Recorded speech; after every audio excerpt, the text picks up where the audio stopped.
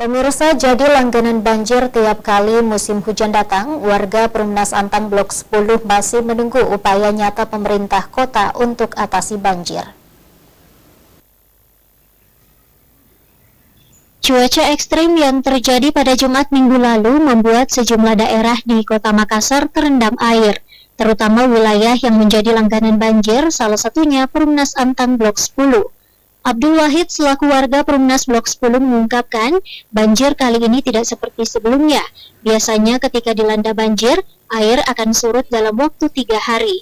Namun kali ini hingga hari keempat, banjir belum juga surut. Abdul yang sudah tinggal di Blok 10 sejak 2010 mengatakan, air naik sejak malam Jumat sebelum hujan turun, dan semakin parah ketika hujan turun 1 hari penuh pada Jumat kemarin, yang menyebabkan air setinggi pinggang orang dewasa. Hingga saat ini Abdul mengaku telah mendengar adanya upaya yang akan dilakukan pemerintah untuk mengatasi permasalahan banjir di Perumnas Blok 10. Namun hingga kini pelaksanaannya belum terlihat. Kalau kami dengar itu memang sudah ada upaya, cuman pelaksanaannya mungkin belum. Karena kalau kita lihat sebelah ini kan sudah mulai ada kelihatan kan. Cuma dari sini warga belum belum menyaat untuk membersihkan itu parit-paritnya kalau lagi musim anu. Seharusnya itu kan diperdalam itu.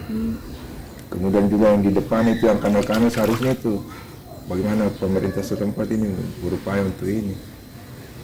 Ada bantuan untuk apakah alat-alat berat sedikit untuk mengangkat itu lumpur-lumpur di depan karena itu menghambat juga aliran air. Ya Pak, harapannya Pak, bagaimana? Ya harapannya ke depan kita semua tidak mengalami demikian ini. Mudah-mudahan ke depan sudah tidak alami yang begini. Karena dampaknya setiap tahun, kesan setiap musim hujan pasti kita dapat.